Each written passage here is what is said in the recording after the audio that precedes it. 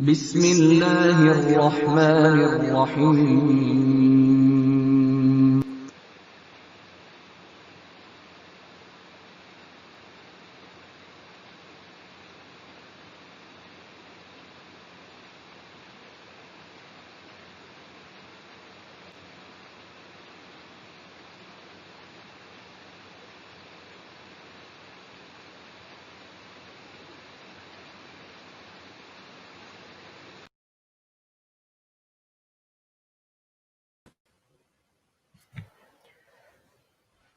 Assalamu alaikum and welcome to our Sunday morning English broadcasts. These broadcasts are brought to you by the Lahore Ahmadiyya community. This community was created by Hazrat Mirza Ghulam Ahmad, who taught that the Holy Prophet Muhammad sallallahu alaihi wasallam was the very last prophet. And after the Holy Prophet Muhammad, no prophet, old or new, can come, because the Holy Prophet Muhammad said, La Nabiyya Ba'di. There is no prophet after. Hazrat Mirza Ghulam Ahmad Sahib also taught us that the Holy Quran is complete. All the divine revelation that was sent to the Holy Prophet Muhammad is found in the Holy Quran. Some people say Ayah Rajim is missing, some people say Surah Walayat is missing. We reject all these things. We also believe that the Holy Quran is perfect. None of its verses were, are, or ever shall be abrogated, as some people claim. We believe that jihad is a duty of every Muslim.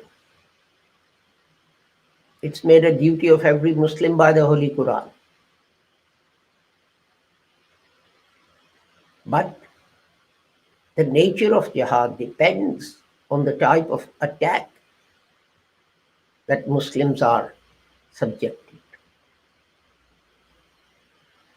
If attacked by the sword, you defend Islam by the sword. If attacked in some other way, you use the same means for the defense of Islam.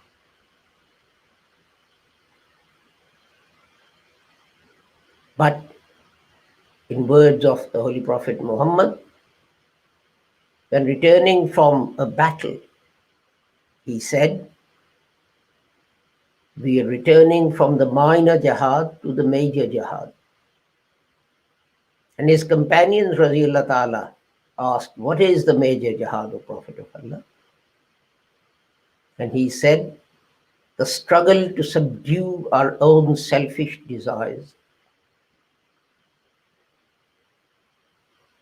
Hazrat Mirza Ghulam Ahmad also taught us that whatever the problem, we should always turn to the Holy Quran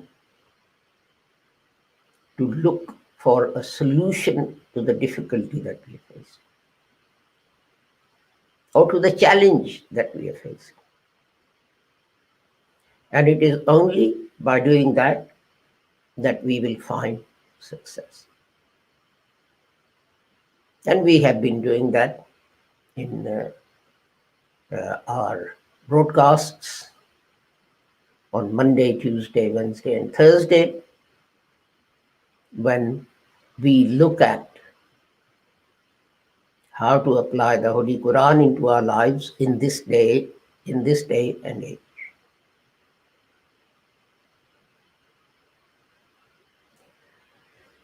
Today's topic is about the spiritual power of the Holy Prophet Muhammad.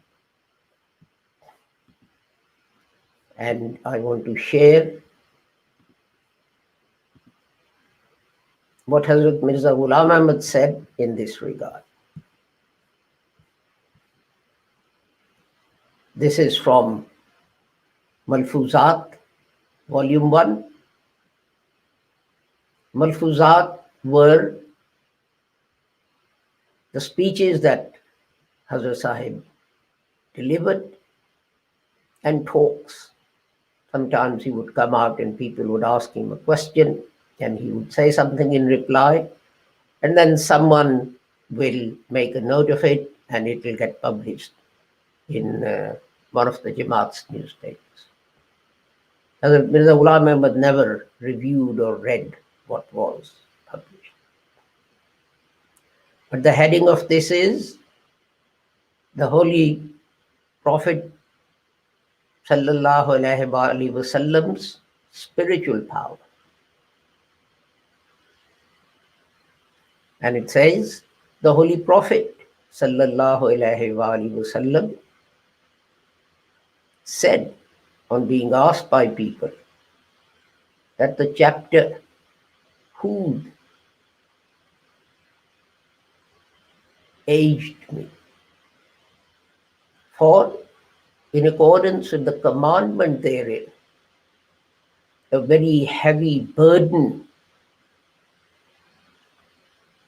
was placed upon him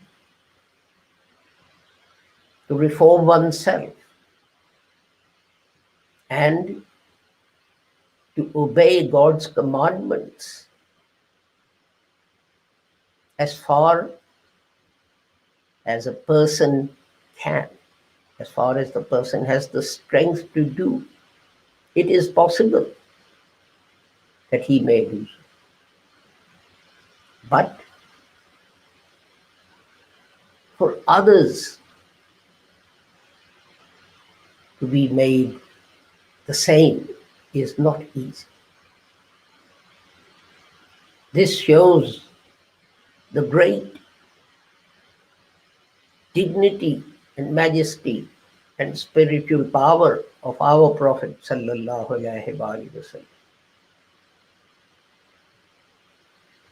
in the way that he obeyed this command. He created that holy group of companions about whom it was said, Kuntum khairu ummatin ukhrijat linnas.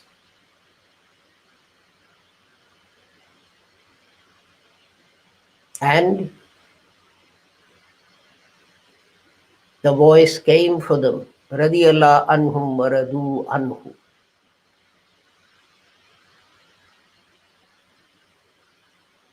In the Holy Prophet Sallallahu Alaihi Wasallam's lifetime, no hypocrite was left in the holy city of Medina. Thus, the success that he achieved, its example cannot be found in the life of any other prophet.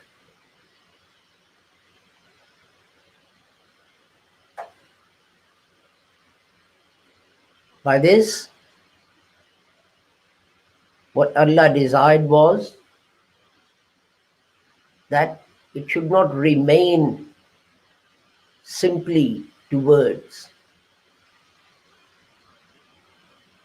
For if it's just words and hypocrisy, then what is the difference between others and us? What superiority would we have over the others?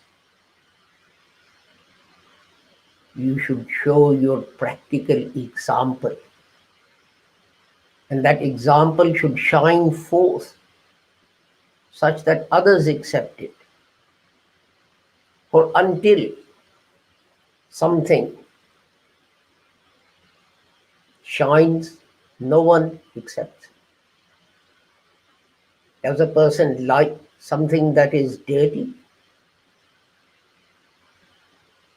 If your clothes are dirty, even if there's one spot on them, it is not liked. In the same way, until and unless your inner self is clean and shines through, no one will buy it. Everyone likes something good and nice. In the same way, unless your morals are sublime, you will not achieve anything. In Surah Asr, God has explained, given examples of the lives of the non-believers and the believers. The life of the non-believer is like that of an animal. All they who are only concerned with eating and drinking and satisfying other physical needs, and they have nothing else. يَأْكُلُونَ كَمَا تَأْكُلُ الْأَنْعَامُ. But look, if a bull eats his fill, but when it is time to till the land, he sits down. What will be the result? It will be that the farmer will take him to the slaughterhouse and sell him. In the same way, the example of those people who do not care for following divine commandments and spend their lives in useless pursuits. It says, قُلْ مَا يَعْبَأُ بِكُمْ رَبِّي لَوْلَا دُعَاءَكُمْ. Does my Lord really care if you don't worship him? But remember, this should be in your heart, that to worship God, you need love. And there is two types of love. One is personal, and one that is connected with some need. And the cause of that love is some temporary things that you want. And as soon as they're satisfied, the love cools and may even become the cause of regret. But personal love produces true contentment. For by nature, humans were created for Allah. As he said, مَا خَلَقْتُ الْجِنَّ وَالْإِنسَ إِلَّا لِيَعْبُدُونِ. That is why God put something in his nature. And by hidden within the hidden means, he created man for himself. This shows that the purpose of your creation is that you worship Allah. But the people who think that the real purpose, but the people who leave or forsake this real purpose,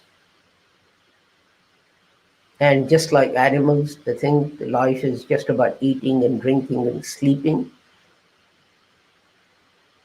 they fall far away from God's blessings. And God is not responsible for them.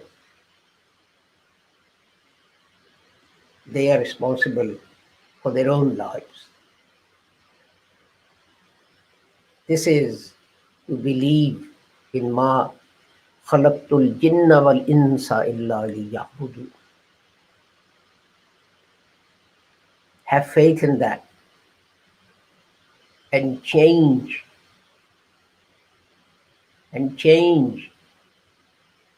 the way you live.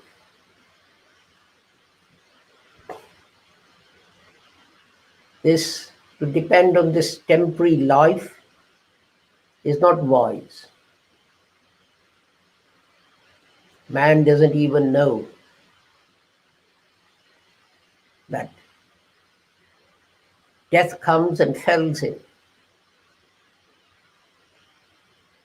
When at every moment a human's life is within the grasp of death, then who is it except God who's responsible for his life?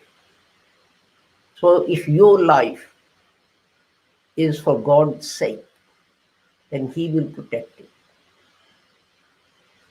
In Bukhari, there is a saying of the Holy Prophet Muhammad that a person who loves Allah, God becomes his organs. In another saying, it says that this friendship between man and Allah becomes such that Allah becomes his hands and his feet and his tongue with which he speaks. The truth is that when a human being is free from desires of his self, and he leaves his selfish desires and walks the path of Allah, then he cannot do anything that is not lawful. Every action is in accordance, every one of his actions is in accordance with God's will and desire. But further than that, God also declares his actions, the man's actions, to be his own actions. This is an amazing reflection on the life of the Holy Prophet Muhammad. And as Hazrat Mirza Sahib says, you won't find any comparison with the Holy Prophet's lives, with the Holy Prophet's life, with the lives of other prophets. Take the example of the Prophet Moses, Hazrat Musa alayhi salam. He took the Israelites out of wilderness. And as soon as they crossed the sea, they forgot the miracle of crossing the sea. They started moaning about the hardships of the desert. God provided them with sustenance, with food. And suddenly they started remembering what fine tomatoes and cucumbers and chutneys and pickles and things they used to have in Egypt, which they don't have now. Forget about doing God's bidding.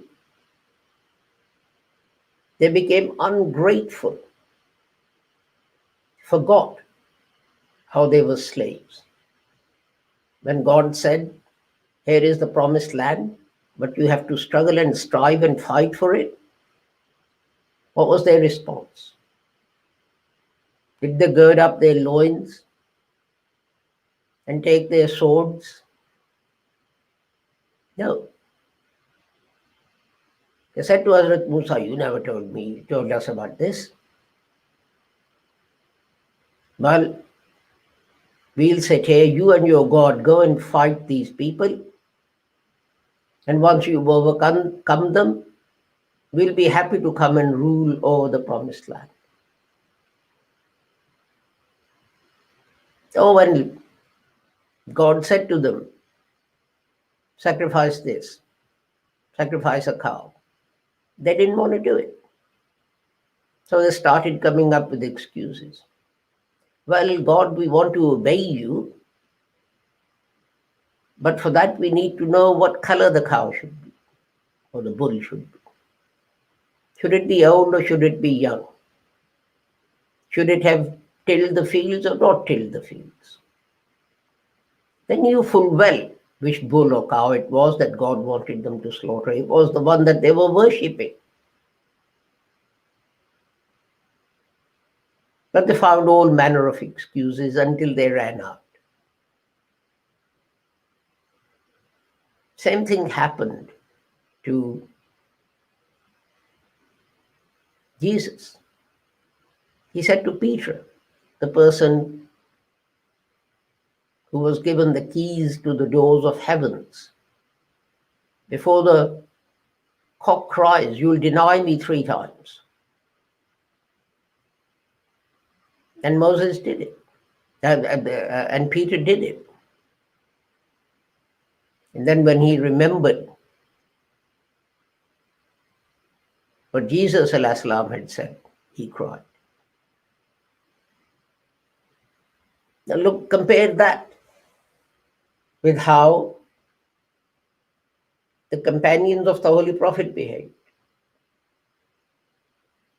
At Badr, when the Holy Prophet ﷺ appealed for funds, Hazrat Abu Bakr brought everything he had. Every single thing he had, he gave for protection of Islam.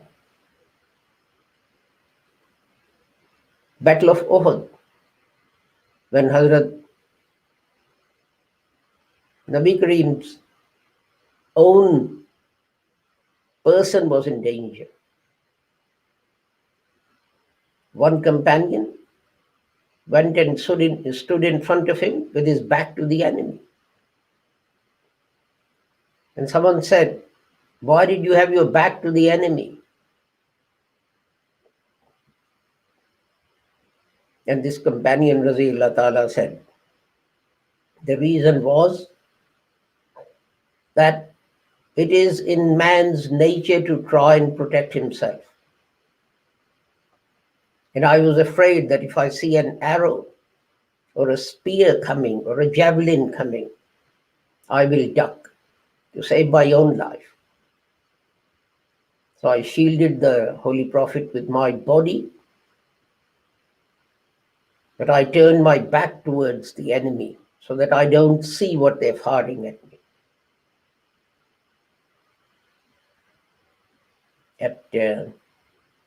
During Hazrat Umar's time, there was a companion who was disabled. And someone else tauntingly said, oh, disabled, useless person. And when Hazrat Umar heard these words, he fell to the ground and he cried and he said, you know how Umar wishes that he was this disabled person? And someone said, why? People don't want to be disabled. Why do you wish that you were that person? And he said, when arrows rained down on the Holy Prophet Muhammad, this man stood in front of him, stopping those arrows with his body. catching them with his hands. And while he was doing that, one arrow pierced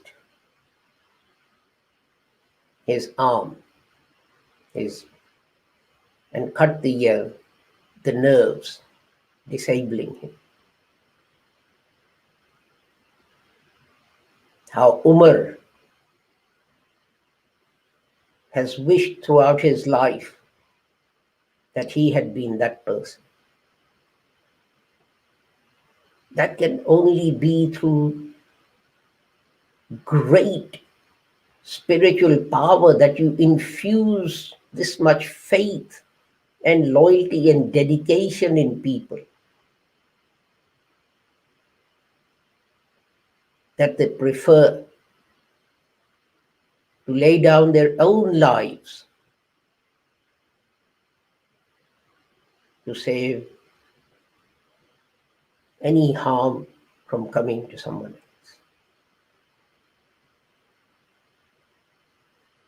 Which other human being in the history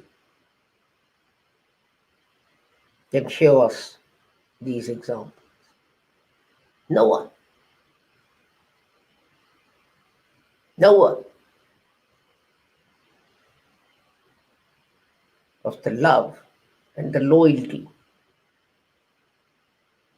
that the companions of the Holy Prophet Muhammad showed. Can you imagine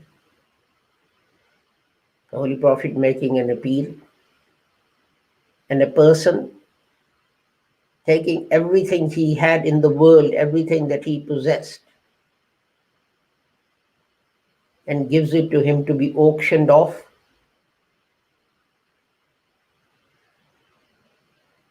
Look at the life histories of all the other prophets. This was the magnificent spiritual power of the Holy Prophet Muhammad sallallahu alaihi wasallam. And to this day,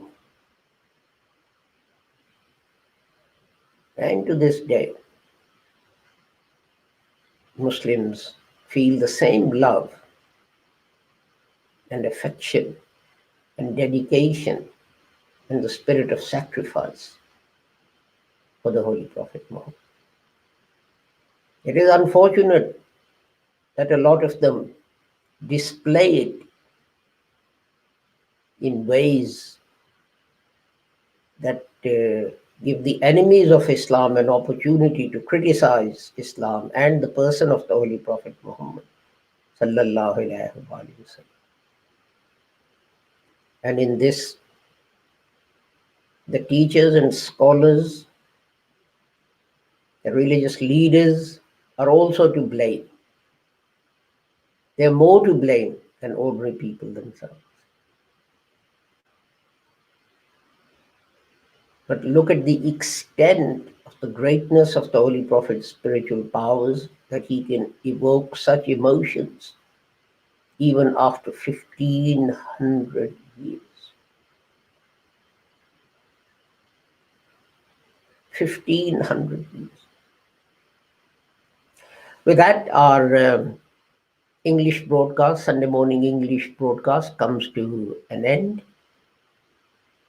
With the prayer that whoever you are and wherever you are, may Allah keep the whole of humanity safe and sound and under His protection. Property, especially these days of coronavirus and so on. May Allah protect everyone's property and person, etc. Assalamu alaikum. Khuda Hafiz. Goodbye.